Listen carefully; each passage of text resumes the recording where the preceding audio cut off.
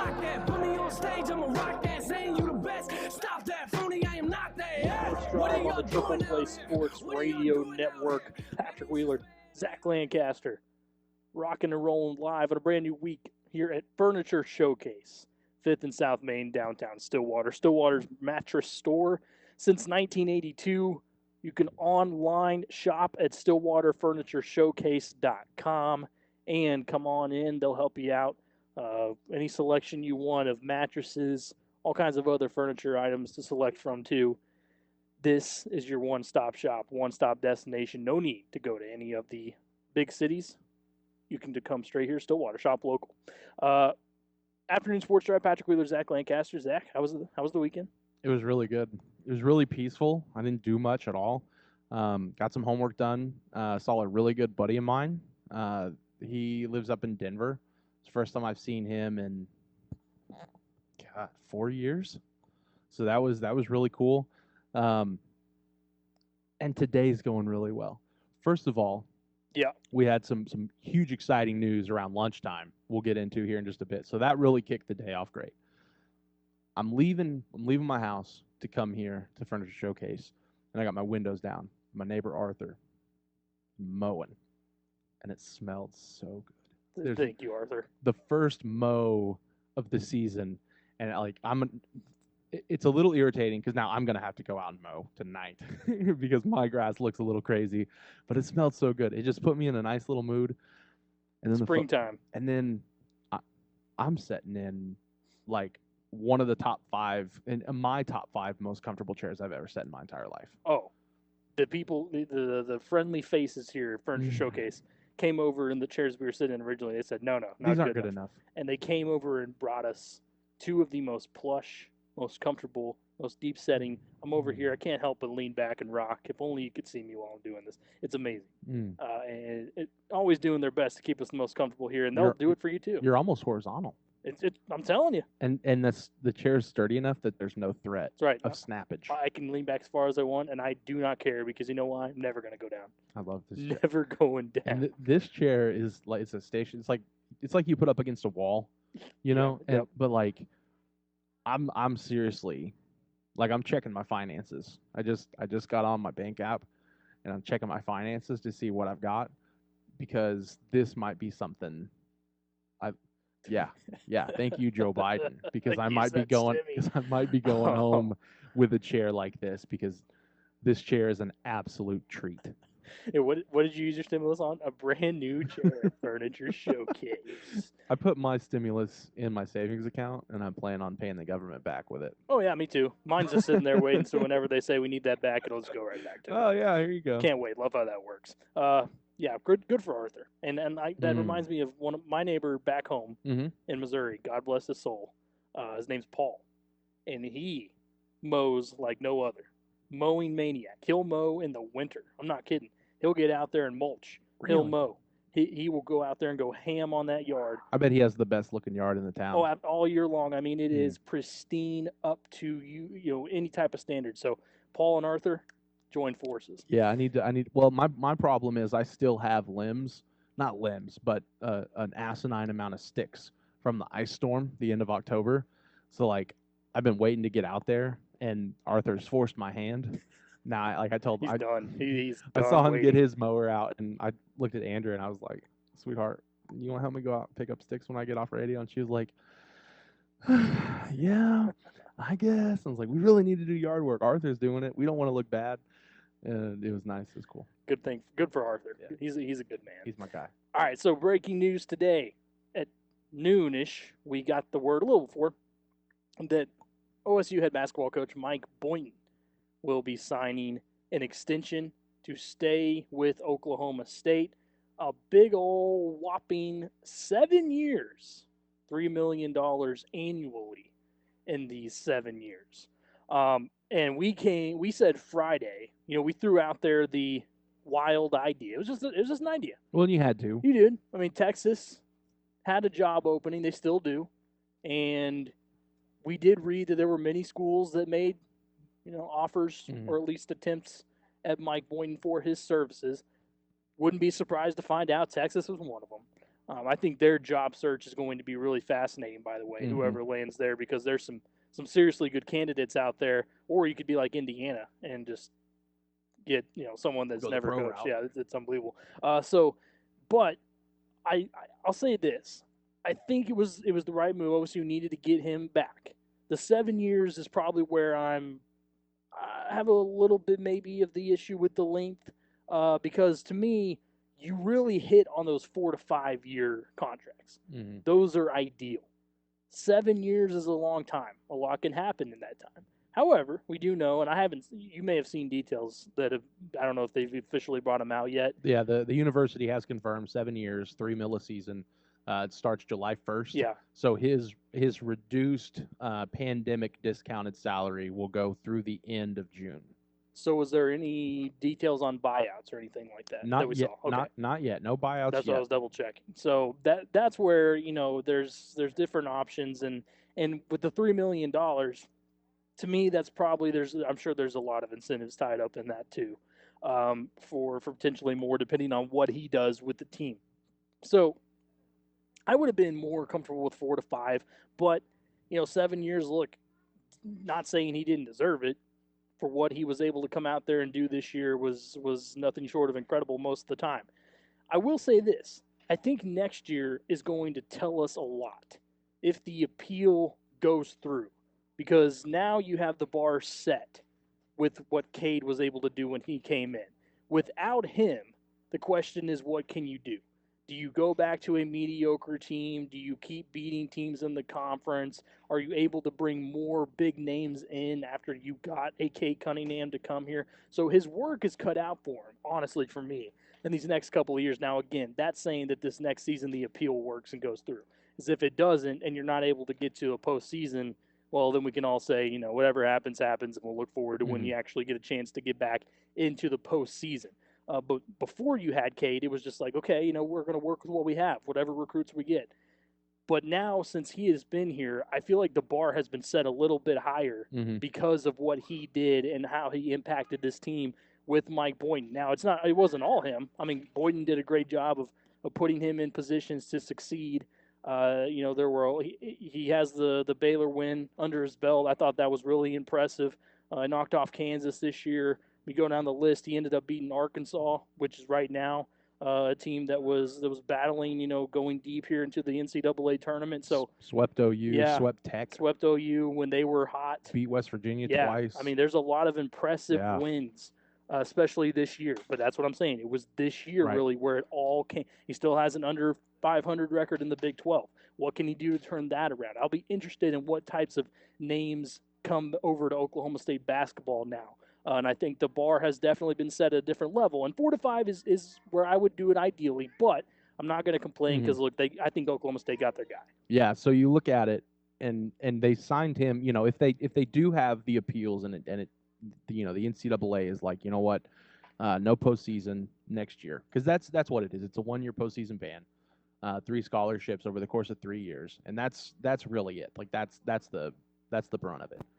But you look at what Boynton's done. He came in 2017, 2018, and took over a team that was not recruited by him, and they were 21-15, 8-12 in conference. Then they were 12-20, 5-13 in conference, which that was the year he had to cut everybody. They had to hold open tryouts just to have a practice squad. But then you go to 2019-20, and he was 18-14 overall, 7-11 in conference. And then this year, I get that he had Cade, but there were a lot of really good supporting cast members that are coming back next year, and they were 21-9, 11-7 in conference, and that's their best overall record since 2012-2013. And mind you, they also won their first tournament game since 2009. So what Boynton has been able to do, you look at, and this year was huge for me because we knew he could recruit. He struggled bringing in that 2018 class. Other than Ice, you had to get rid of a lot of players. But then you bring in a top 20 class that next year in 2019 that included Caleb Boone, included Keelan Boone, Avery Anderson, Chris Harris, who was, unfortunately has been injured the past couple of seasons. And then you bring in a top 5 class this year. And yes, they are losing Cade. But you got Rondell, you've got Matthew Alexander. You have such a talented group of guys. And Bernard Kuma, I get that he's a transfer, but the way he progressed, and he's not going to be a stalwart. He's not going to all of a sudden from this year to next year leap into becoming the best defender and the best big man in the Big 12. But I like his progression through this year. So we knew Boynton could recruit. We knew he could bring in good talent. We knew that he could get them to buy in, because that's everything we ever heard. We're here because of Mike Boynton. We were, well, what can they put it together on the court? And they did that this year. And that West Virginia win on the road without Cade, without Ice, was a huge game for me, because that shows, okay, they can win without Cade Cunningham. That's huge. You do have guys that can step up and go out and win ball games. Yeah, his leadership is never in question, and what fan favorite, obviously. I think people, if they hadn't bought in, they did this year. Yeah. And that's something that, look, if you had Cade, you would have had, if you had a normal opportunity to fill stadiums this year, you would have filled Gallagher. We talked about it Friday. I think they would have sold out every home game. Yeah, and they were a really fun team to watch all the way around, because the style he was going to implement this year was, we're going to be fast. We're going to have really good guard play.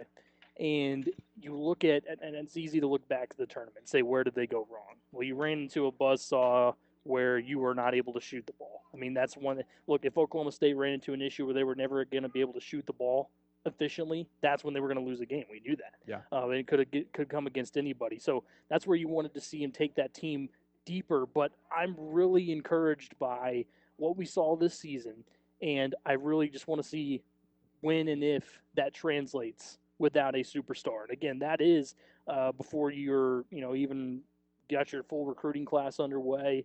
You never know what transfers are going to land with Oklahoma State now, because I do think that having Cade this year put OSU back on the map basketball-wise, but it was a mix of what Boynton did too.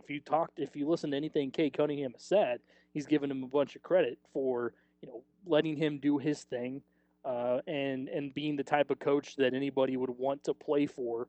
So I really am. I think this is probably the right move. We saw that in the report, had South Carolina planned to move on from Frank Martin, there would have been a lot more discussion and push towards him. South Carolina would have been the only real threat, I think. Texas was maybe a far-fetched dream. Maybe now, if they offered him a lot more money, then that's potentially the case that he could have gone over there. But you look at what South Carolina wasn't going to do with Frank Martin, and when that was, we heard like last week that the board over there was like planning on voting to have him come back. You're like, that tied it up. He's probably not going to go anywhere. He could have gone back home in that case in the SEC. And all of that coming with it. But 7 years tells me one thing. He's 100% committed to sticking to this program. And that's why I think there does need to be a lot of, I would say, a little bit cautioned confidence in this program, because, again, there's a lot of pieces that you still hope will, first of all, come through next year. I think Matthew Alexander-Moncrief, you mentioned him, he has to be a huge part of what Oklahoma State does next season. Absolutely. Caleb Boone, I want to see what he does progressing. What big man will Oklahoma State go after? Because I think they have to at this point. A traditional big man. And what guards are going to step up? Will Bryce Williams stick around? Will Rondell take that next step? Will Avery continue to be the number 2 and now the number 1 guy potentially? Ice, what's he going to do? So there's a lot of questions, but I think you have the right guy at the helm to kind of fulfill all the answers right at this point. So, and he gives a lot of credit to everyone that helped him get to this position. And honestly, Zach, is it possible this is Mike Holder's last big bang before he heads out?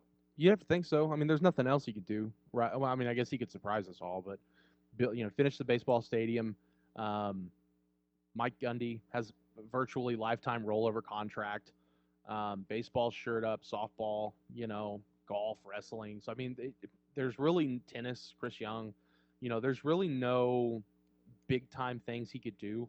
There's really only one thing he could do, and I know it's not on the table, but it's something that everybody wants, is a new wrestling facility. But there's no money. So between now and then, this was his last hurrah. I think. There will be smaller things, I guess, but yeah, if you look across the board, everyone has a new stadium other than softball, and it's a nice stadium, and there's upgrades that can be made on that, but yeah, this is pretty much it for Mike Holder. Which you look at, one or the other. I mean, you either love him or you don't like him. I don't know if there's too many middle of the road people, but you look at what he's done, all the facilities he's built, all the monies he's raised, hiring Mike Boynton and then extending Mike Boynton. The big thing now is, can Mike Boynton avoid a Travis Ford type thing? Because they signed Travis Ford to a 10-year contract. They did it shortly after he was hired. They had a lot of success early on, and then the last few years, they had a 24-9 record, which was great, but then it was 21-13, 18-14, 12-20. So I mean, it steadily went downhill, and they never really won much. That's why I caution, with 7 years, because seriously, that is a long time, man. And it seems like, especially as of late, very few coaches tend to stick around that long anymore. I think a lot of people would have thought that Shaka Smart would have had much more success, at least in the postseason at Texas. And there was a lot of hype about whenever he came over from VCU. Well, and look at that, he never won an NCAA tournament game. Unlimited funds virtually at Texas. He recruited really well. If you leave Texas, there's a handful of jobs that would be better. I never saw Marquette as a better job than Texas, at least not right now. Maybe 20 years ago, but that has to be one hell of a deal. Well, and it shows you where coaches Wisconsin is where he's from. Yeah. So he was able to go back home, and now he's taking control of Marquette. That's kind of what people were wondering about with Mike Boynton. It's a familiar spot, He goes back to South Carolina, and you would have had to thought that he would have fit in pretty well right there whenever he got that opportunity. But he wants to continue building here because the finality of this year was not what he planned, and it's not what the team planned. When they got in a round 2 matchup with Oregon State, on paper, the goal was you're going to win that game. And you probably had a better chance of beating them than you did Tennessee or down the road Illinois. It was an ideal matchup. So it's a sour taste left in his mouth, and especially because Cade is on his way out as well. So he's got work to do. The contract is great. Getting him back is great. The money is also not too overwhelming. I think $3 million is probably the right way to go. It's not $4 or $5 million, and there's a lot of incentives. But I'm telling you right now, it can happen to the best of coaches, like you mentioned. We've seen it with long contracts. You have to be able to sustain success, and I think it has to come early too. Again, he might get somewhat of a free pass if the appeal doesn't go through. Then you're basically using this as a stepping stone year, and let's see who we can bring in the future, and let's see what kind of players we can keep grooming, type of thing. But after that, it's hey, you're well compensated now for a long time. What can you do in the win column? Well, the good thing about if the appeal doesn't go through, I was told by someone in the program they're not bringing anybody in this class. The good thing, you lose Farron Flavors and you lose Cade Cunningham. There's 2 scholarships, so. Let's say the appeal doesn't go through. The NCAA upholds the punishments. So you have to lose a scholarship, right? Well, let's say you just knock off Cade's and you still have Farron. So you still have at least one spot that you can go out and fill with a transfer. And I think you need to go big.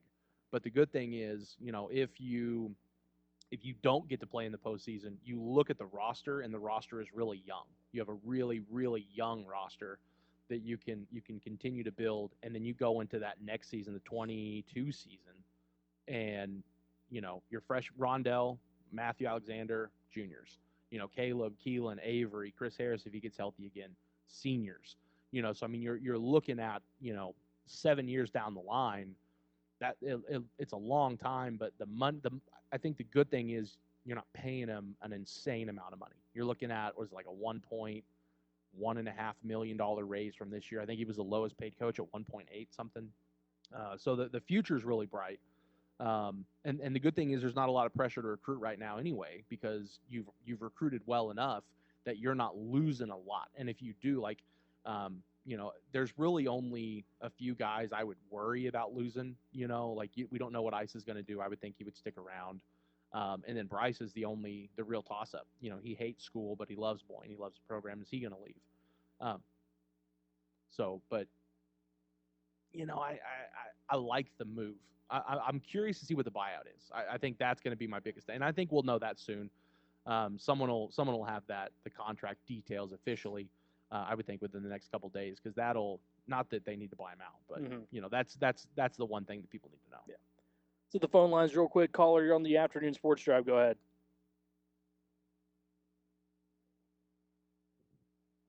All right. Call back if you would like. It's going to be something we're definitely keeping an eye on, depending on what he can do with later on down the line. Because I think the only time you run into a real issue is if the appeal doesn't go through, and you do have a year off. Mhm. Then I would be really curious about who is going to stick around. Now, the biggest one to me is Ice as well. Yeah. Because it'd be his last Senior year. yeah. Would he be willing to stay because he loves Boynton? Or would he want to go play somewhere else, right? Well, I guess technically he'd have a free year. Oh, that's true. Yeah. So yeah. I guess technically he'd be a junior next year. Depends on it. Would he want to come back for a, Right. what would that be, his fifth? year? Yeah, I don't know. Let's go to the phone line. Caller, you're on the afternoon sports drive.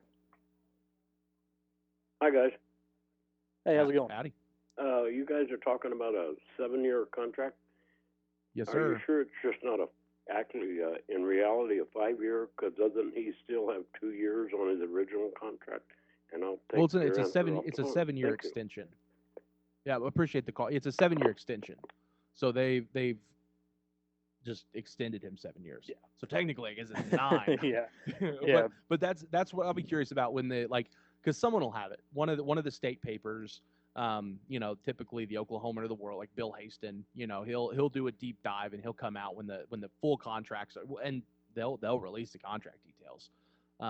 So we'll find out if this is an extension, if this replaces his, whatever is remaining left on his first contract, what the buyout is and everything like that. But it is a 7-year extension. Yeah. That's like I said, we'll keep up with those details as soon as we can get them and dive in more of that. We'll have more on Coach Boynton's extension when we come back here in just a little bit. Did you see the Yeah. tweet he sent out an hour ago? I did, yeah. You want to read that one? Born and raised in Brooklyn, nurtured in Columbia, South Carolina, but this is home. Less work. Yeah, and I think he's got that mindset. Look, if he's going to get paid, he got it done. Now it's time to work.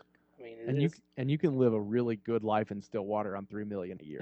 you can live a you really absolutely good. can. You can live a really good life. You can here. live a good life in a lot of places. You don't have making to. You don't have $3 million to pay for a university car. You don't have to pay for a car at the university. You got a university car.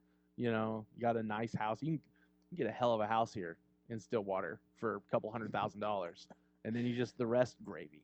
It's all good. I want Boynton to come. Like he said this year, he was asked about it. Like, so are like the athletic wear and the polos, like, is that here to stay?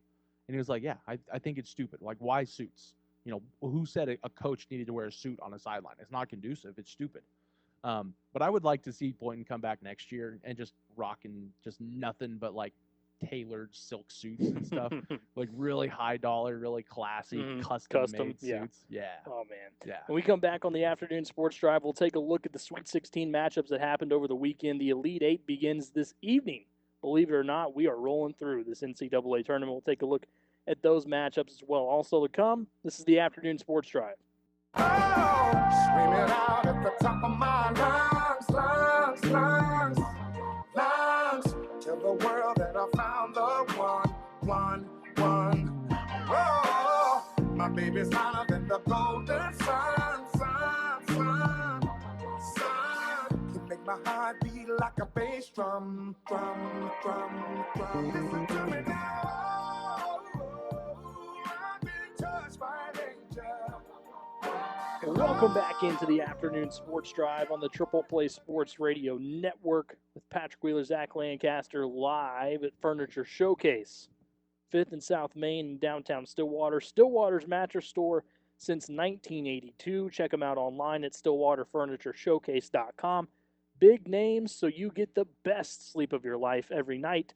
Sealy, Ashley, Serta, Stearns & Foster, and Tempur-Pedic with their famous dual adjustable sets. Promise, if you come out of here with a mattress, you will sleep well. It's not a mattress, but I'm not kidding. Like, if this chair is for sale or they sell this model, I'm leaving with one today. Falling in love with the chair. Free delivery too. I'm not even That's gonna. right. I'm not even gonna take it home. I'm gonna have it delivered for free. That's gonna be the best part. Well, this chair's the best part. But like, the best part about buying something here is you free delivery. Mm-hmm. Get it shipped to your house for free. There's a lot of great things Why about are you buying. why are you driving an hour to pay more? So first of all, you're spending fuel, wear and tear, risking a car accident or hitting a deer or something. And Wow. and then you have to spend more on whatever it is you're going to buy. And then you're going to have to pay to have it shipped an hour back. No thanks. No. No thanks. No.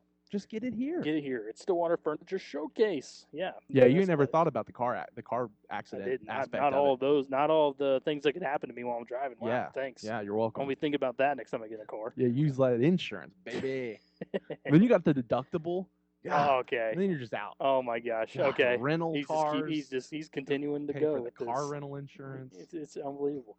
Let's take a look at the Sweet 16. Gonzaga didn't have an issue. No, I told you. They won't. I mean, Creighton came in with the full heart, but I have to believe that they thought this probably is going to be a tough one.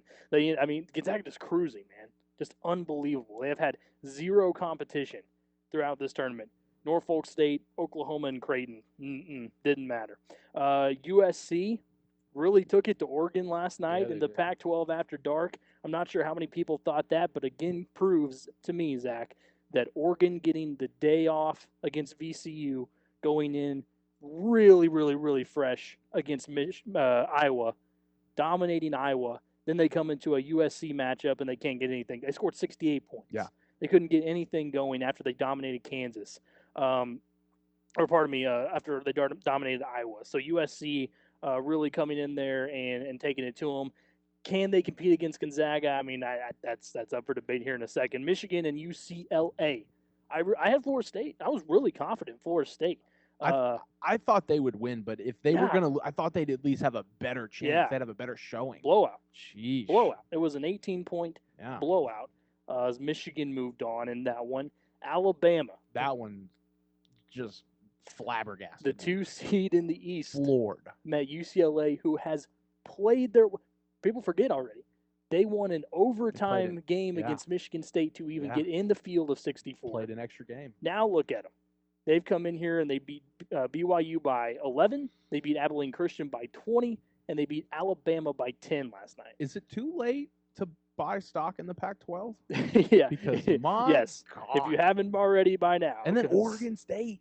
Yeah. What in the Yeah. world's going on? How about Oregon State kind on of- the other side? What kind of world are we living in? It's a topsy turvy world. Yikes. Oregon State coming up over Loyola Chicago. I mean, how about that? Did you see- 12-5.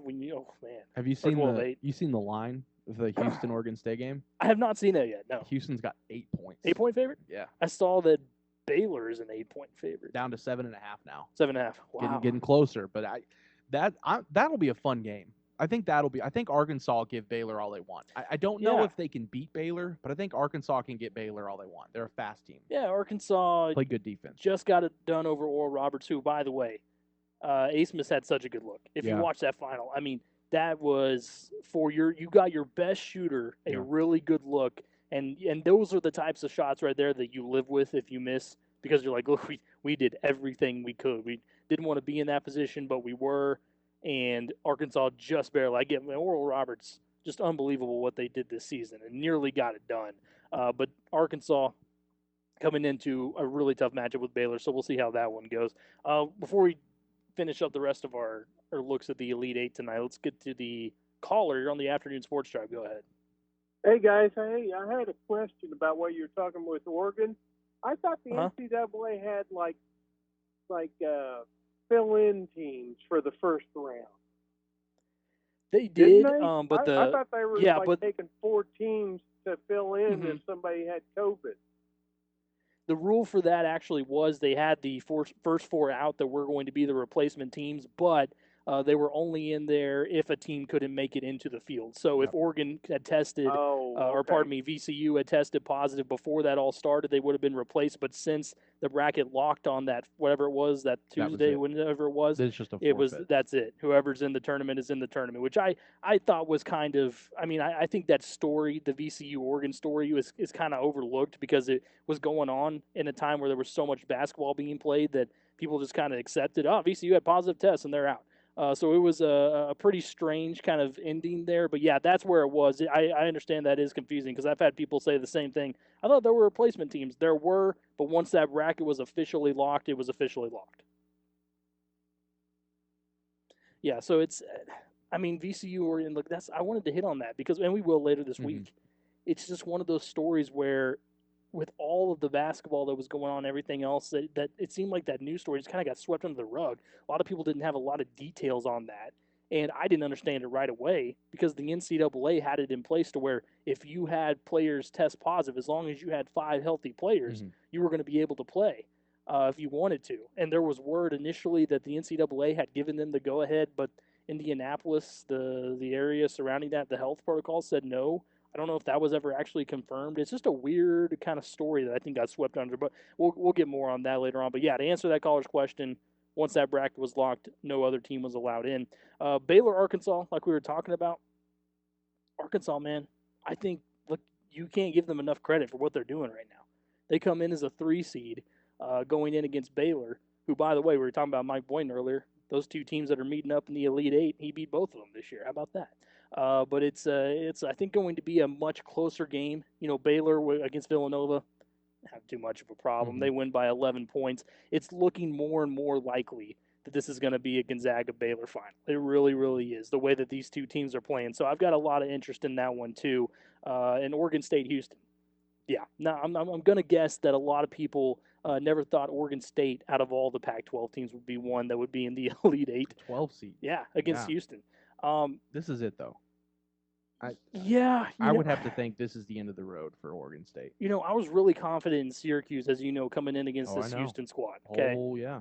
But I didn't expect Houston to completely dominate the zone defense like they did. I mean, that was, you go back and you watch that tape, any coach that teaches how to break a zone defense, you put that on repeat. They had a guy up in the high post every single possession, and that's great. That's what you want to do. But the difference was, as soon as he caught that ball, he knew what he was going to do. He was either passing it back out to an open shooter, or he was taking a quick jump shot, or he was driving. Yeah. He knew and they had worked on that. And I give Houston credit because I doubted their ability to break that zone, but they did it from the first possession on. And Syracuse, that's what happens. When you're a squad that exclusively runs a zone defense, you run into times like that where you can't really adjust. So you ran into a hot Houston squad. They only had to score 62 points to win that game. They take on Oregon State, which I don't think anybody wants to face right now. But you think Houston's got this one in the bag against the Beavers? Yeah, I just have to think. I mean, Oregon State's playing well right now, but Oregon State a Final Four team? I don't know. I mean, I didn't think they were an Elite Eight. I think they're just hot right now. But you look at what Houston's done, and Houston's a better team. Period. Like, I mean, Oklahoma State was a better team, but that was just a weird anomaly. I would have to. Yeah, I'm going to take Houston. I don't know about taking them by 8, but I would take Houston. 8-point favorites tonight, 6:15. They're the first game. Then you got Arkansas and Baylor coming up at 8:57. And I think this is going to be a game. Yeah. I really do. But man, Baylor's they're clicking on all cylinders right now. They really, really are. You know, the only rough patch they ever really ran into, besides the Oklahoma State game, was the Kansas game. Not too long after their COVID, and they came back. And since then, again, past Oklahoma State, they've been dominant coming into this tournament. Is there any chance? Does Arkansas make it at least a game, or is Baylor just going to cruise? Oh no, I think they'll. You think it's a game? I think it'll be a good game. I don't know. I think Arkansas will have a chance. You know, I mean, Baylor's not. They're not unbeatable. You know, we've seen it happen twice this year. Oklahoma State and Kansas. Now Kansas was kind of a fluky deal. You take a month off. You know, you're not ready to play. You run into a Kansas team. So, but the way Arkansas is playing, they play really good defense. They're really, really fast. They've looked good in this tournament. So I think they'll make it a really good game. I don't know if they beat Baylor, but I think they make it a good game. They have a chance to beat Baylor, but I don't think they do. They had to play better than they did against Oral Roberts. Yeah. And because they were down, for stretches of that game, Oral Roberts was in control. And credit for coming back. But you look, it's a game where you get to see Moses Moody and you get to see Jared Butler. I mean, that's a treat right there for anybody that likes college basketball. The thing with Baylor is that everybody's a scoring threat. Absolutely. Everybody out there is a scoring threat. Arkansas, you can point to 2, 3 guys that maybe go get you a bucket. Baylor's got 5 at any given point. So I'm going with Baylor as well. I think they're just too good right now. I want to pick Oregon State, but Houston, man, they really surprised me. I'm telling you, watching that game against Syracuse, I couldn't believe how well they executed. So I'm gonna go with Houston. I know we're picking the early seeds and the high seeds, but hey, it is what it is. Oregon State, fantastic run. They beat your girl sister Jean. I mean, she's out of the tournament. I know you're really sad about that, right? Yeah, RP. Why? So sad. I can't believe I don't know. you're a sister It's just- Jean hater. I'm not a sister Jean hater. I just don't like the hype. She would disagree. I I'm mean, just not. I just don't care for the hype. I don't. It's one of those things. She's It's a like, legend. it's like Game of Thrones. Okay, well that's where you're wrong too. I mean, come on, you can open a can of worms like that. Yeah, I might. Oh my gosh. I Okay, might. well that explains a lot. Then why you don't like Sister Jean. I mean, it's just your taste in Just don't like the things. hype. You just don't like the hype of things. And I'm not a fan of the. I'm not a fan of the big craze, the big hype. You know, whatever. You just don't usually see 100-year-old nun, or was that what she is? Right, a nun, I think. Enjoy She's a sister. a sister. I don't know if she's a you nun don't or not. you don't ever see I a don't know. 100-year-old sister. Enjoy college basketball. The legend went on this year because in her prayer I don't know, man. My wife works at a nursing home. She's 100 years old. that liked basketball. Hell yeah. Did you see the prayer that she had in the game against was it Illinois, Did where not. she stated in her prayer facts about what Illinois did shooting percentage wise and stuff? Mm-mm. She said basically, "Dear Lord, please help us beat. Our defense can take care of them because Illinois only shoots 30% or from the three or whatever," and all like stated facts. Yeah, the legend That's fun. continued to grow. So, Sister Jean and Loyola is officially out of it. There's your Elite Eight matchups tonight. Again, Houston, Oregon State at 6:15, Arkansas and Baylor at 8:57. When we come back on the afternoon sports drive, we'll take a look at Oklahoma State baseball. They grabbed a sweep over the weekend against Kansas State. We'll tell you about that. Look ahead to Oklahoma's matchup with Oklahoma tomorrow in Bedlam. That's coming up. This is the afternoon sports drive. Showed you true colors, I don't like what I see. Story keeps changing, I know what that means. Know what that means, I know what that means. How'd you go from being that somebody I believed into being someone doubting me behind the scenes? Can't forgive or sorry that I ain't never received. I mean, least you could've done was gave me an apology. But you're so prideful, yeah, prideful. Taking what you need, then blame it on me, man, that's so prideful, hey, prideful. Calling me conceited, oh, that's how you see it, well, that's all. Welcome back into the afternoon sports drive, Triple Play Sports Radio Network. Well, Patrick Wheeler, Zach Lancaster live at Furniture Showcase, 5th and South Main here in downtown Stillwater. Stillwater's mattress store since 1982. Check them out at StillwaterFurnitureShowcase.com. Much easier, much better than driving to those big city stores. From twin, extra long singles up to California Kings in firm, medium, or plush comfort of your choice, Furniture Showcase has your new mattress in stock and ready to deliver to you.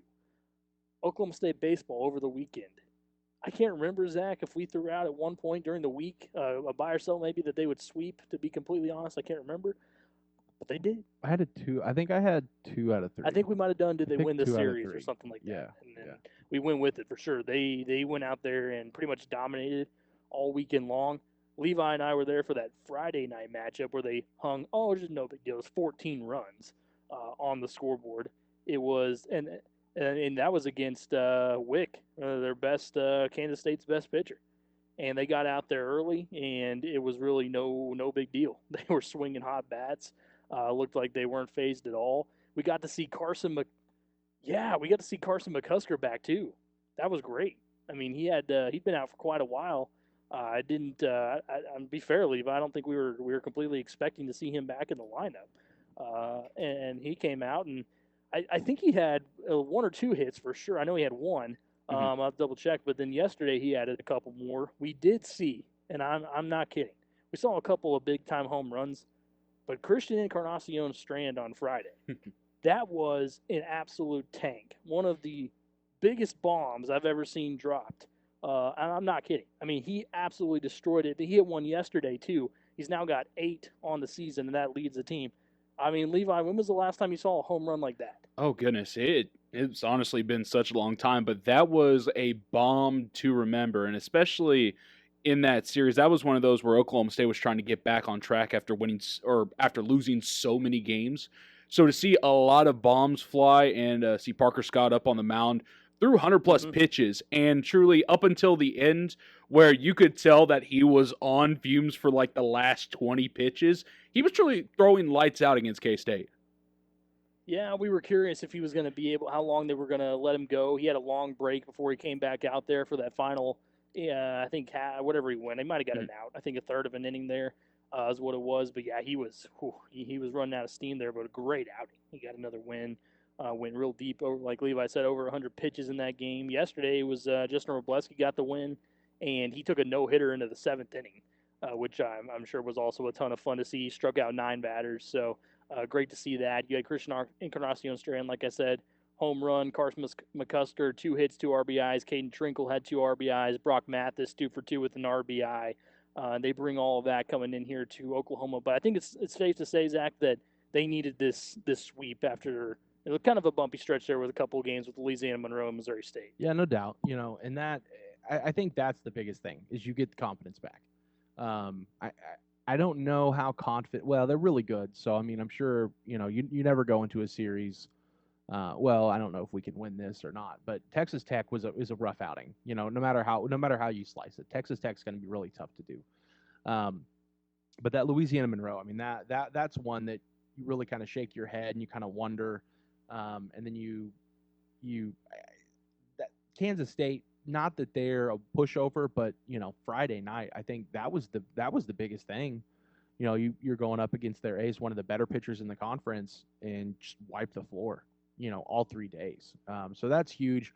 You get a big boost of confidence back going into tomorrow night's Bedlam game, which will be played in One Oak. Which, if you've never had a chance to watch a Bedlam game in One Oak at Tulsa, it's a real treat. Love that field. Like Bedlam should be played at One Oak every year, and not Chickasaw. Period. Yeah, I really do enjoy that field. So that'll be a good game, no doubt. Oklahoma State quick matchup tomorrow with Oklahoma before West Virginia this weekend. Continuing to get back on the right track, no doubt. They swung hot bats all weekend long. They pitched really well. It was that Oklahoma State team we're used to seeing the first part of this year. They really picked it back up, and that was huge for them coming into this game against Oklahoma in Bedlam. So it should be a lot of fun to keep up with that tomorrow. When we come back here on the afternoon sports drive, we'll get into some buy or sell in hour number 2. Deshaun Watson will give an update on what's going on with him and his situation. The NFL has decided they're moving to 17 regular season games. Is that a good thing? Is that a bad thing? Some players might tell you they're not too thrilled. So we'll look at that as well. Coming up, this is the afternoon sports drive, hour number 2, around the corner. And I don't know how we make it out when we make out on the low. Even if it rains, you'd rather make it snow. Both you and me know we gotta let it go. Laying on the ground, wonder why it's so cold. How we make it out when we make out on the low. Even if it rains, you'd rather make it snow. Both you and me know we gotta let it go. Welcome back into the afternoon sports drive, Triple Play Sports Radio Network. It's hour number 2. Patrick Wheeler, Zach Lancaster, live at Furniture Showcase. Sure you come check them out over here at 5th and South Main, downtown Stillwater, or at StillwaterFurnitureShowcase.com. They have a huge selection of mattresses at great prices. From twin extra long singles up to California Kings, firm, medium, or plush, comfort of your choice, Furniture Showcase has your new mattress in stock and ready to deliver to you. To get started here in hour number 2, we're going to get into some buy or sell. Are you buying? I'd buy that for $1. Or are you selling? You pick up the phone and you sell, sell, sell. This is Buy or Sell on the Afternoon Sports Drive. Make money, money, make money. Buy or sell, afternoon sports drive, Triple Play Sports, Patrick Wheeler, and Zach Lancaster. All right, so I'm sticking with Mike Boyne here. I'm going back to Mike Boyne. Mm-hmm. Buy or sell in his first year after the extension here, upcoming this season. Buy or sell, 20-plus wins again for Mike Boyne. I think 20 plus is doable because you look at what happened this year, and they only played six, 7 conference games. You played double that. You played quite a bit of non-conference games. So I'll buy that because I think they can I think they'll have a normal slate of non-conference games. You should have a tournament in there where you're going and playing 2, 3, 4 games. You'll have a lot more home games, So I'll buy 20 plus. I think that's doable with the non-conference schedule. I also think you look at like we talked about. I think it was last week. I don't remember what day it was, but you look at the leap that Avery made between freshman and sophomore years. You have to think that he'll make another considerable leap between sophomore and junior years. You would like to think that Rondell could do the same thing. If Bryce comes back, you'll have another year out of him. That's senior leadership. He can get hot at any given time. Caleb, as the season progressed, got more and more confident. I like to think what he could do in the offseason. Same thing with Keelan. Ice, when he's healthy, one of the best players in the Big 12. So I'm hoping that he can continue to progress throughout the offseason, and he can go in and have a healthy senior season or junior season or whatever it is you want to look at it with an extra year of eligibility. So I think they'll be good enough, and I think they'll have a chance to pick up a transfer or two in the offseason, so to further bolster their chances. So yeah, I'll buy 20 plus. Yeah, 21 wins this year. Like you said, only 30 games with the shortened non-con. Should have played close to 40. Yeah, he had, they went through 36 games in his first season when he got 21 wins, 32 games in 2019-2020 season. He got 18 wins in that one. So I'm going to buy two. I think it's right around there. Mm-hmm. I wouldn't expect any type of huge explosion. I mean, he got 21 wins with Kay Cunningham, So it's probably going to be around that. Probably he might hit right at 20. But like I said, it's all going to depend on what these returning pieces bring to the table. Is Avery Anderson going to be able to control that role of? And I know, look, a lot of people, whenever I bring this up, I'm like, hey, Ice is going to be the guy. What are you talking about? Well, okay, but I really think that Avery is going to be the guy. I'm not saying I lost a ton of confidence necessarily all around in Ice, but he didn't show me very much in the second half of the year. I know the injury didn't help, but he would have been someone that in that Oregon State game you would have really liked to rely on. Couldn't. He didn't do anything in that Oregon State game. Now, granted, a lot of players didn't do anything in that one, but he didn't. So I think Avery has somewhat of a bigger role this upcoming year to me than Ice does. I think Rondell's going to play a big part in what they do. And again, a lot of it circles back to what you do with MA and what Caleb can do. Can they grab a transfer that's a big guy? I mean, I think there's a couple names out there floating around. We'll see. I think a lot of what Oklahoma State is trying to work on right now is kind of in limbo because you're really waiting on that final word from the NCAA regarding on what's going to happen with the postseason. Because that's going to shift some mindsets of transfers, no doubt. So we'll see. But yeah, I'll buy right at 20, really. Yeah, non-conference is really going to help that out. So I'm going to stick with basketball. You don't have to name names, but buy or sell OSU loses any other player or players to either transfer or potentially professional leagues before we enter into next year. Yeah, I kind of said earlier with Ice, I think he still has a bit of a question mark on him because it's a unique type of case for him. Because he got a free year. But does that mean that he would want to play one more here at Oklahoma State potentially? If it means no postseason, then he comes back for another year, or is he ready to move on? Is he ready to attempt at some point overseas play or something like that? Would he get drafted eventually? I think that's maybe a stretch, especially after this past season. What happened? So this next year will be important whatever he does do. So he might be one I would keep an eye on with what happens with the appeal. I think Bryce is still kind of on my list of potentially leaving as well. He's still a question mark of whether he's going to return for a lot of people because a lot of it's going to be with what role will he have this next season. I would like Bryce to stay because I think the potential with him is really great. I don't know. We may have seen some of his ceiling this year. I hope not, because there were times where it looked like he was about to explode, and we didn't quite get that. So, is Bernard Kuma going to come back? I would have to think he might be on the list of potentially going somewhere. I don't know. I mean, he's behind MA and he's behind Caleb and anybody else they bring in. Let's be honest. So, The one guy that did leave that we knew, Farron, was the guy that absolutely we knew was going to be gone. So, any other players to transfer to the pros? I think I'll sell for now. I think everybody's good. And you asked me if it was after the appeal was heard. Mhm. I might have a different answer for you, but right now I think we might be set. Yeah, and I think you're right. I think it's contingent on the appeal. If they come out and they say no postseason, there's a few players that are older players that may or may not want to stick around. I wouldn't blame them personally. I mean, that's just me. I Yeah. wouldn't blame them. So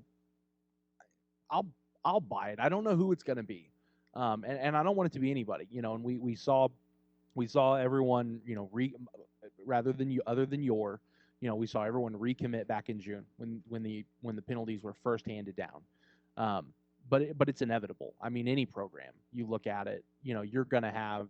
We had Farron, we had him enter the transfer portal.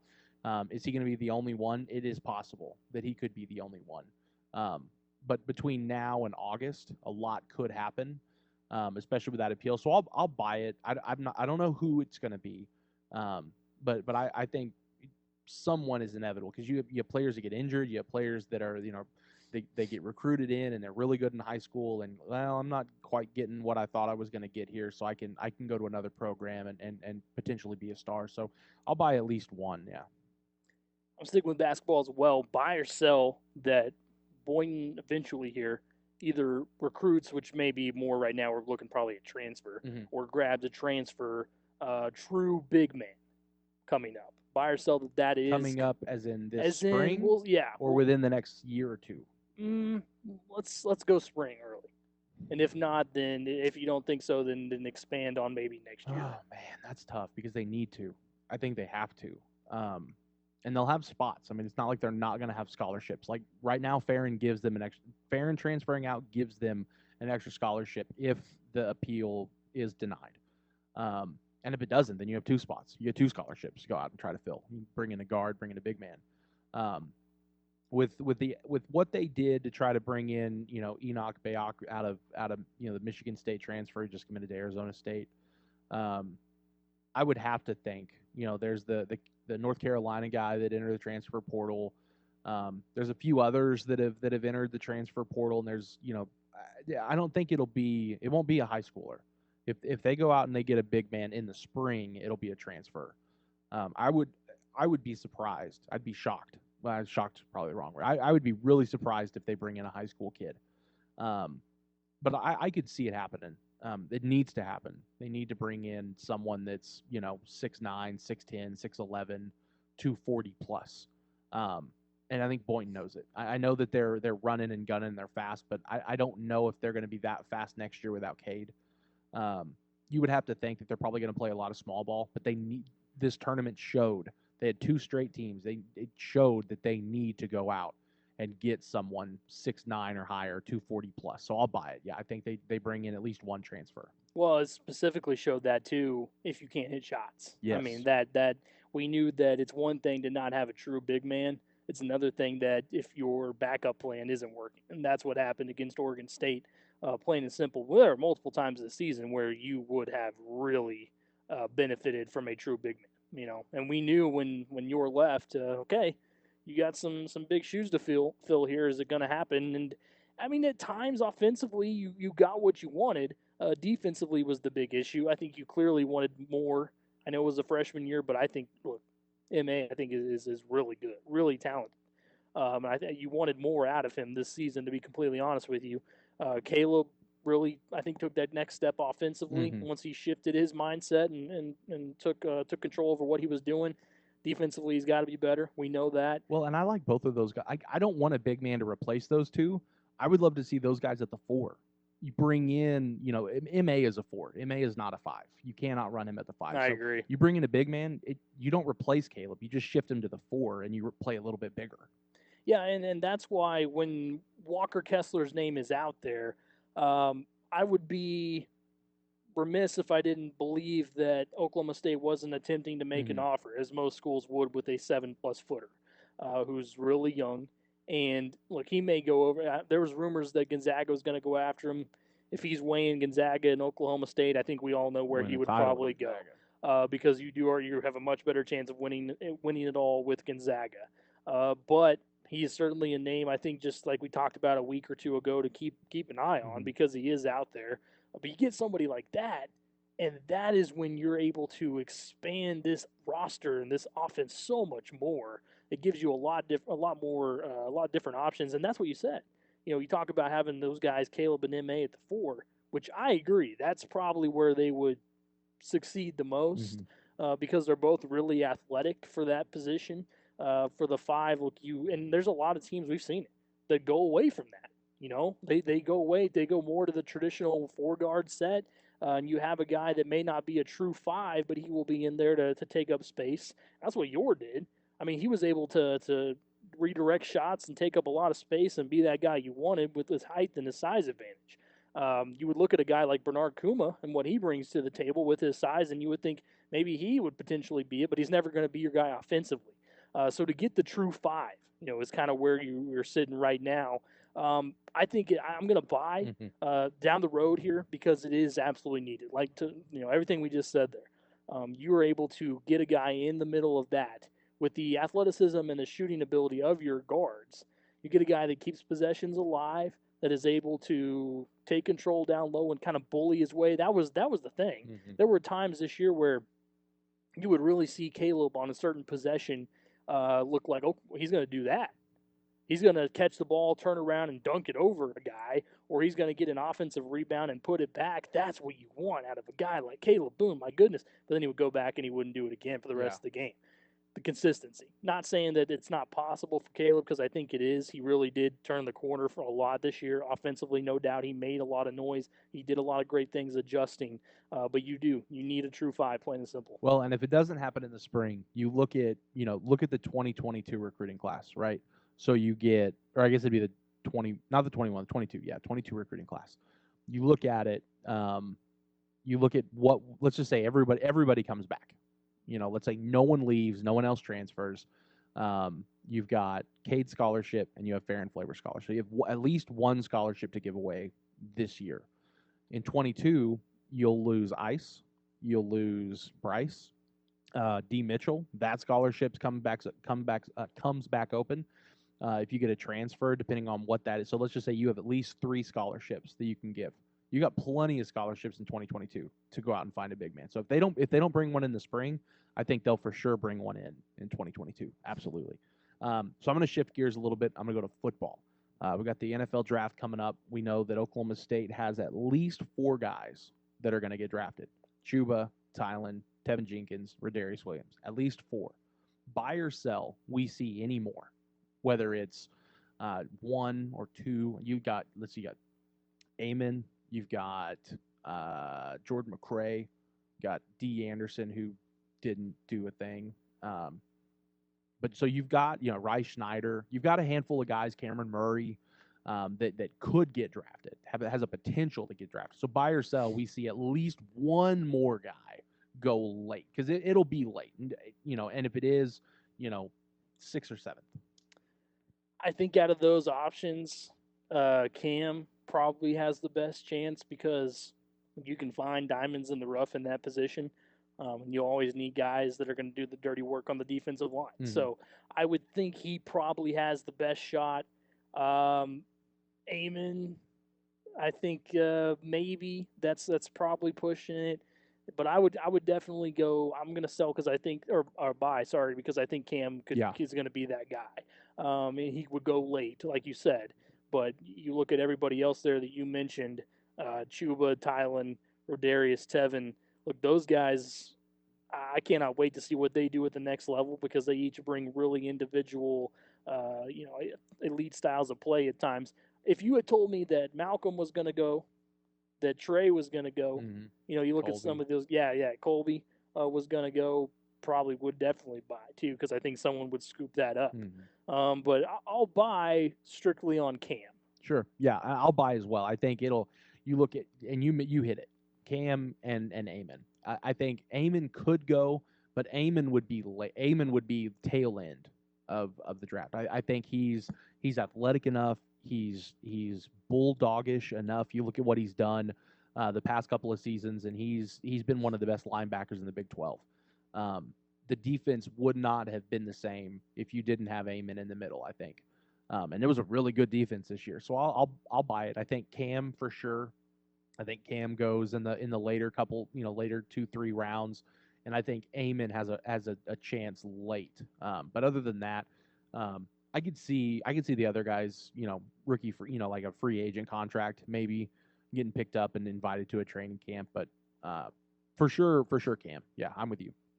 So we saw the only real Deshaun Watson update we got today was there's been 19 cases now filed.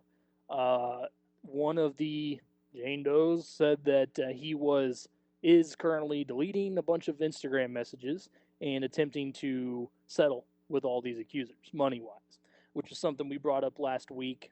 Said that would probably take place where he would try to get out as much as he possibly could and settle this with cash. So buy or sell that all of this and the lawsuit actually ever sees the light of day in court, or will this all be settled off the books? Man, that's tough because there's so many people that have already come forward that are already in the lawsuit, and then the Busby says that he has more that are waiting.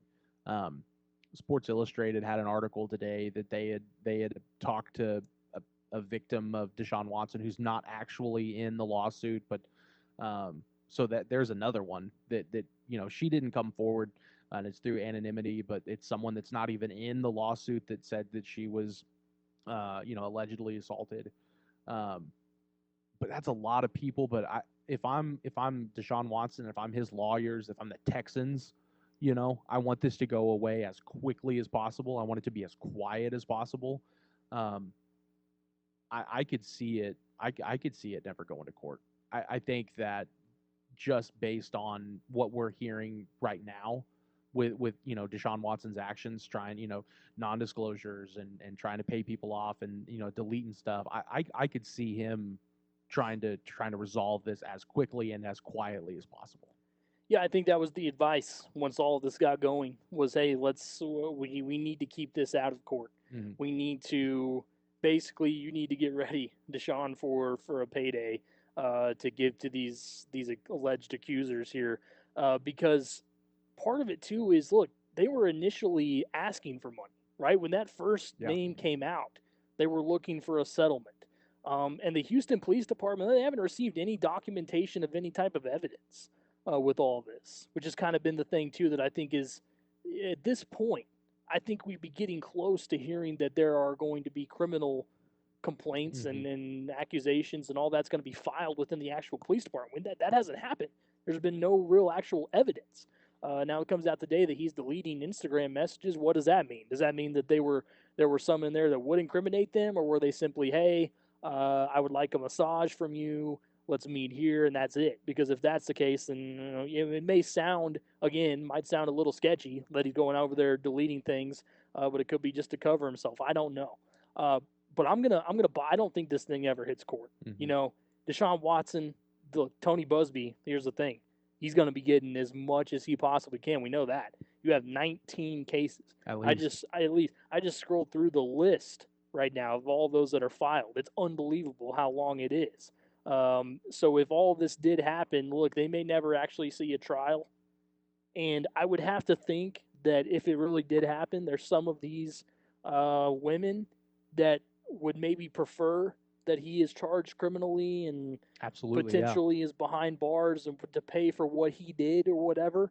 But then you have to wonder, okay, as much as I'd like to see that for my pain and suffering as well, depending on what all happened, if he offers me, 6 figures, am I turning that down and saying, no, I want to see him in court? Money's a powerful thing. So I think that's what the legal team of Deshaun Watson is prepping him for right now is, look, we may be able to save your career, okay, right here, because it's close to being permanently damaged for all we know. Well, and you hit on it. Whether it's right or wrong, I don't know if it goes to court, because if you're looking at it from a legal standpoint from Deshaun Watson and his team, they don't want it to go to court. You want it to go away as quickly and quietly as possible, whether that's right or wrong, morally or immorally.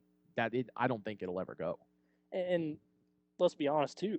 Teams right now that were interested in Deshaun Watson would love for this thing to go away as quickly as possible. Sure. Because while it may have a black mark on his name at the moment, guess what? I'm telling you right now.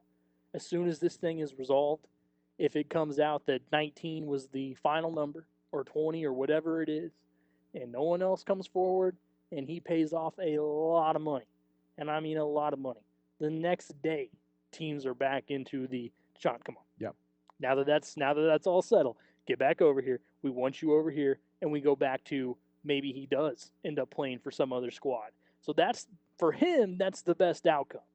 Personally, I would like to see this all play out legally because I would love to know the facts of what happened. Absolutely. Or will we ever go on in the future saying, well, we never really know.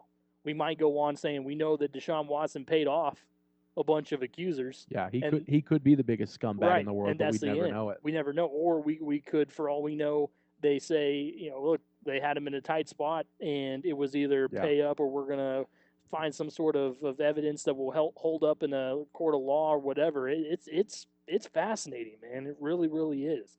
Again, based off of everything that we've seen from him in his past, the last guy you'd ever expect. It really, really is. So it's wild. We'll see if this continues. If there, in fact, is. I'd love to see the number before it's all said and done, too.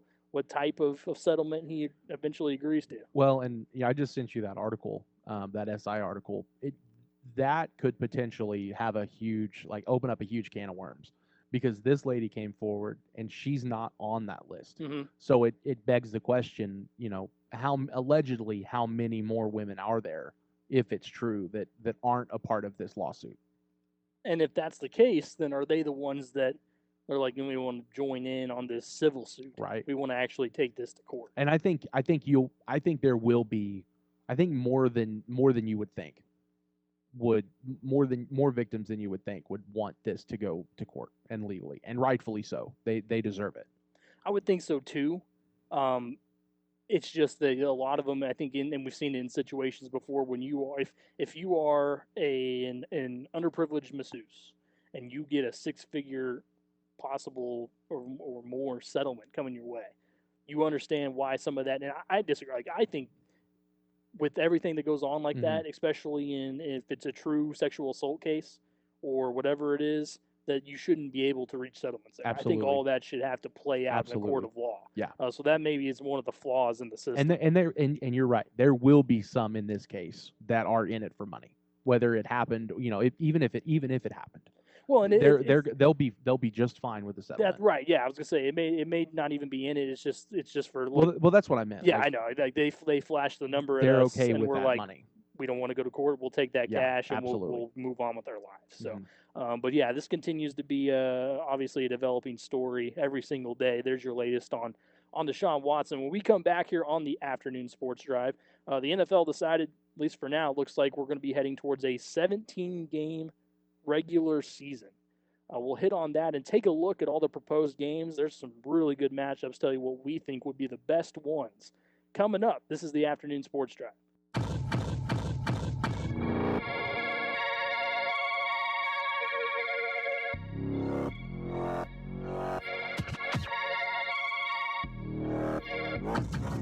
Whoa. Staring as I go, I gave until my soul hurt, never told them so. Watching as I fall, somewhere down below. Welcome back into the afternoon sports drive, Triple Play Sports Radio Network with Patrick Wheeler and Zach Lancaster. Levi Peckinpah is back in the studio holding it down for us. We're live at Furniture Showcase, 5th and South Main, downtown Stillwater. Stillwater's mattress store since 1982. You can check them out online at StillwaterFurnitureShowcase.com. Big names, so you get the best sleep of your life every night. Sealy, Ashley Serta, Stearns & Foster, and Tempur-Pedic with their famous dual adjustable sets. So the NFL has announced that they are fully expected to adopt, coming into this next season, a 17-game schedule. And as a fan, gotta say, That's great. I'm always down for another game, but I would have preferred maybe compared to a 17 game schedule, expanded playoffs might have been my feel there compared to another regular season game. Or less preseason games. That too, which Yeah. I hope eventually takes place to where you're down to 2 or none, because then you can do controlled practices, which give you just as much benefits, I think, especially from a coaching standpoint. But 17 games, multiple players coming out saying this is ridiculous, we don't like it, because it is. Look, it's hard to stay healthy as a football team for 16 games. It would be just as hard, if not harder, to do it for 17 games.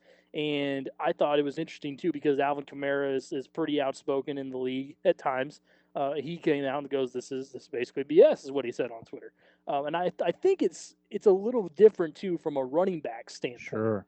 Because of the toll it takes on them all year. They think to themselves, "Oh, man, another game. At that point, we're trying to rest up for the playoffs potentially and all this." So I can understand it from a player's mindset of why you may not want to do it for another game, but it's more revenue, plain and simple.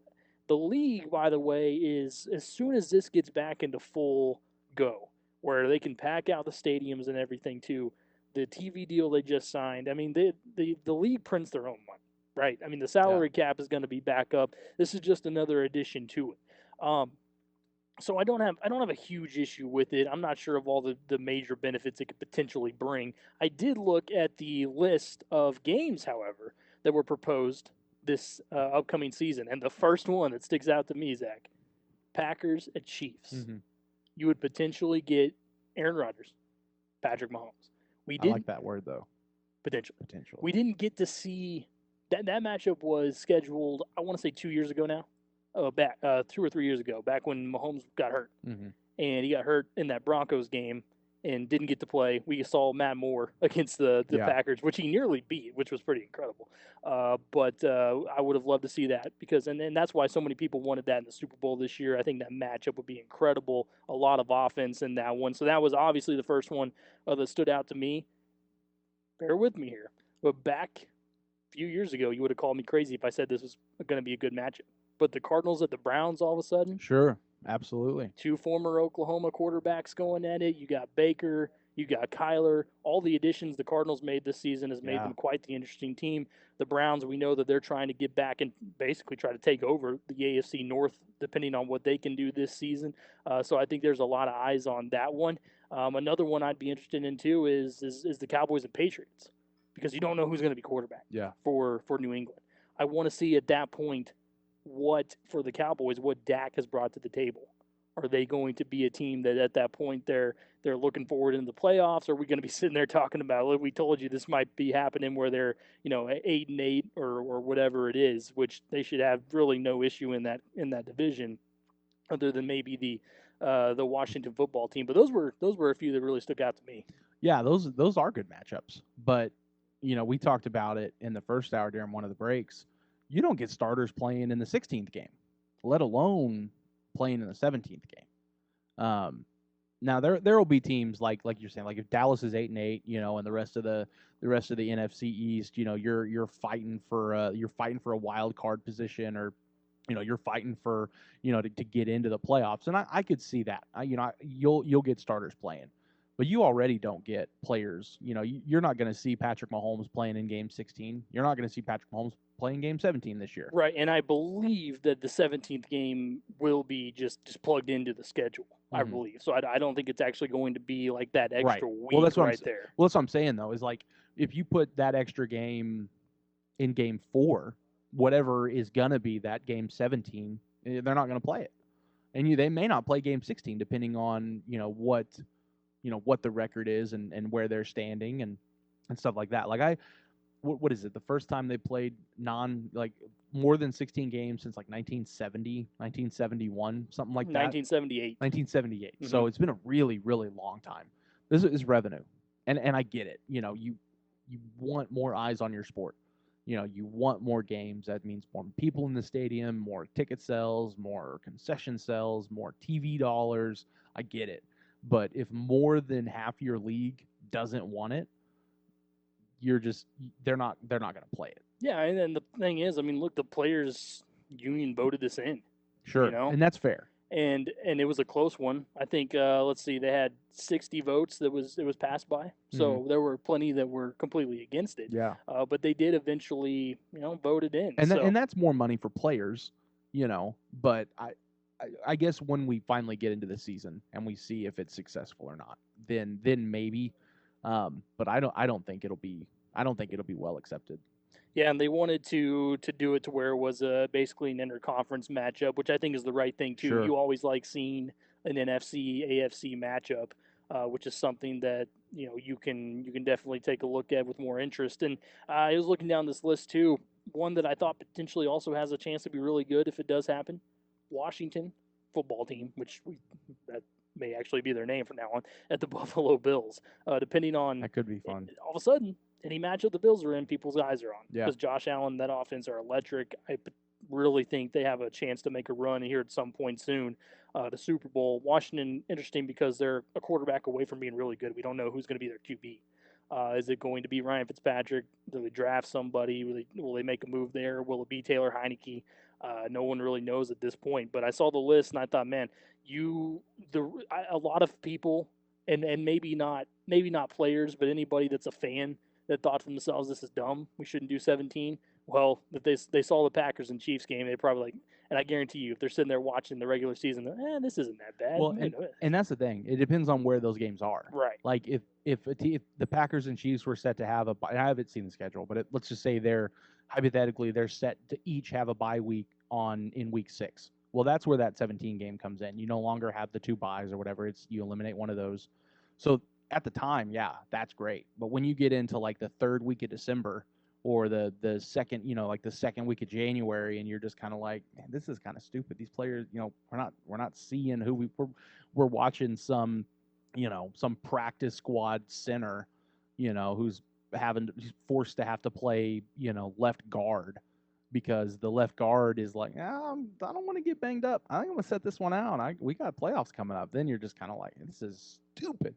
You get like 42% capacity. The stadium's half empty. It's just pointless. I'm telling you, next year, if they, and I expect it to, when they say you can fill out an NFL stadium, every game, everywhere is going to be packed out. I think by the time we get to the end of the end of the season, though, I think life will have returned to somewhat more normal than what people thought. And I think people are going to get back into their old habits.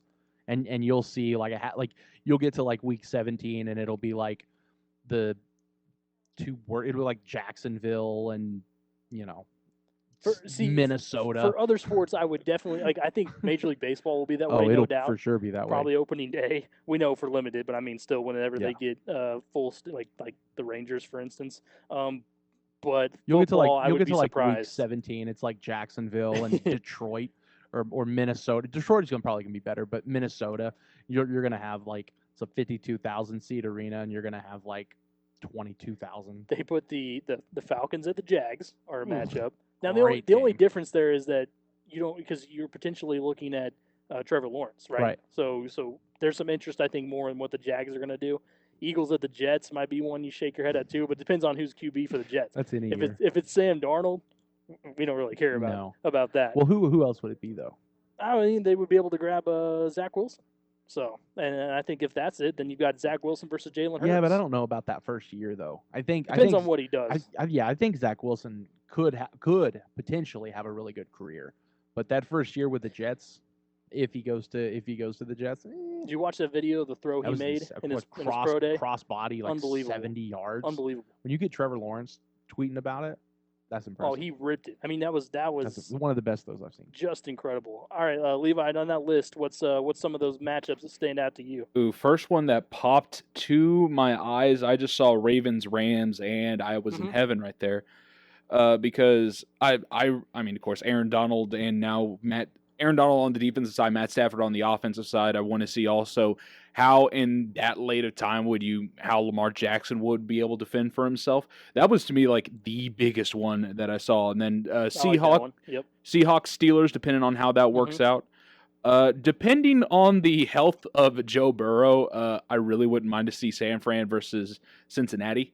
That could be a fun game. Because if if Cincinnati is smart and gets Joe Burrow an offensive line throughout the draft, then that game turns into a different type of beast.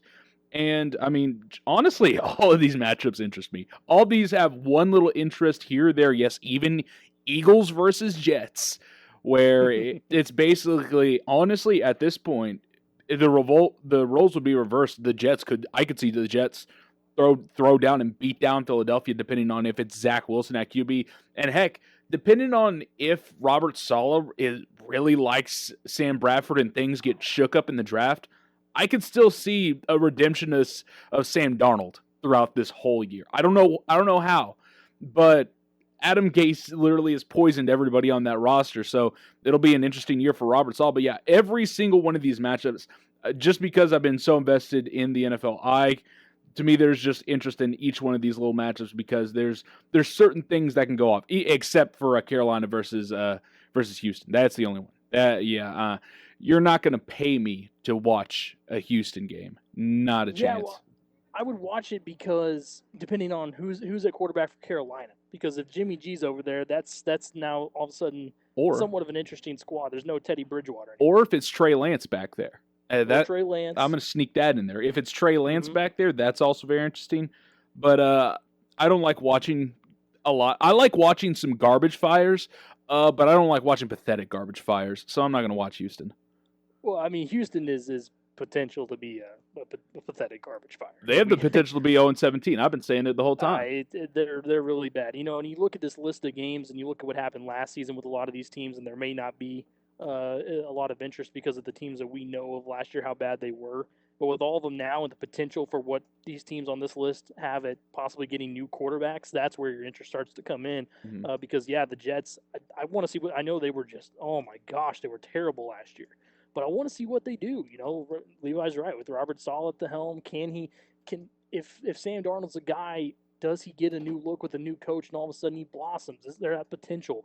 We heard Pete Carroll talk about it. Oh, he's one of the best quarterbacks. You know, I'd love to have him. I'm thrilled. And I'm like, okay, you could say all that, the but Jets would be okay with that trade too. Nothing you've done has proven for that to be true. So let's take a step back here. Rams and Ravens, yeah, that's a lot of defense right there in that matchup.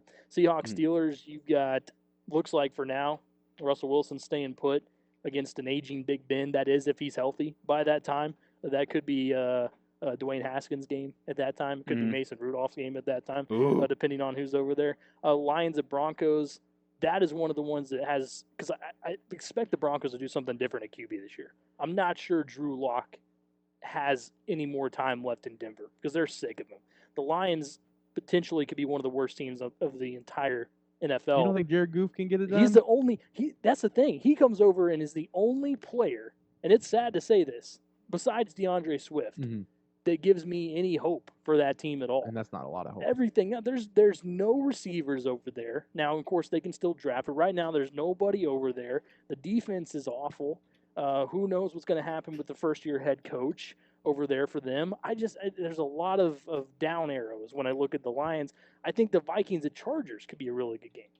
I'm telling people to keep your eye on Los Angeles because of Justin Herbert and the weapons he has. What can he do in year two after he set records all year in his rookie season? The Vikings get a lot of hate. I know they do because of their quarterback situation sometimes. But Kirk Cousins, I mean, he's made big plays. The one that I circle as potentially being the worst out of all those matchups because I look down and I'm like, here's the best, here's the worst. Bears and Raiders. Andy Dalton versus Derek Carr. And I'm telling you right now, I think that one has potential to be the. Am I wrong on that? Do you guys see one on there that I'm missing that's worse? Nah, the Carolina versus the Houston would be to me the worst. But honestly, because with the Raiders, they did get some upgrades on the defensive side, but they stripped Derek Carr of his offensive line, and Chicago's offense is just terrible. So it's basically whose team has the better defense to discombobulate the other team's offense. It's basically a defensive heavy game with poor quarterback play. And you can guarantee that you will see at least Andy Dalton and Derek Carr both cry once on the defense on the sidelines because they realize they are in terrible situations. I think they're already crying on the sidelines. Well, not Andy Dalton. I mean, come on, he's QB1. He was the face of Twitter a couple days ago. He's QB1. The Bears can't wait over there. The Raiders, I think they're in a potential rebuild. They're getting close because look at what they did with their offensive line, man. And I don't think they trust Derek Carr all that much, if I'm being honest. So that's kind of my stinker right there. But those proposed games, there's a lot of really good ones. Yeah, Packers and Chiefs, you may get a potential Super Bowl matchup there, preview at least, depending on people are saying, what about the Bucks? They would play the Colts, which I think would be interesting as well. One we didn't mention, you'd have Tom Brady versus Carson Wentz and his new team. So a lot to keep an eye on there in the new 17-game schedule for the league this upcoming season. When we come back, we will tell you what we learned here on the Afternoon Sports Drive. It's coming up next. Feel like I'm gonna puke, cause my taxes are due. Do my password begin with a 1 or a 2? Been a hell of a ride, but I'm thinking it's time to grow. Metronome. Man, I'm up to something. Oodie-la-dee-do, thank you all for coming. I hope you like the show, cause it's on a budget. So oodie-la-dee-do, yeah. Come on, here we go, yeah. Come on. Here we go. So put your best face on, everybody pretend you know this song. Everybody come hang.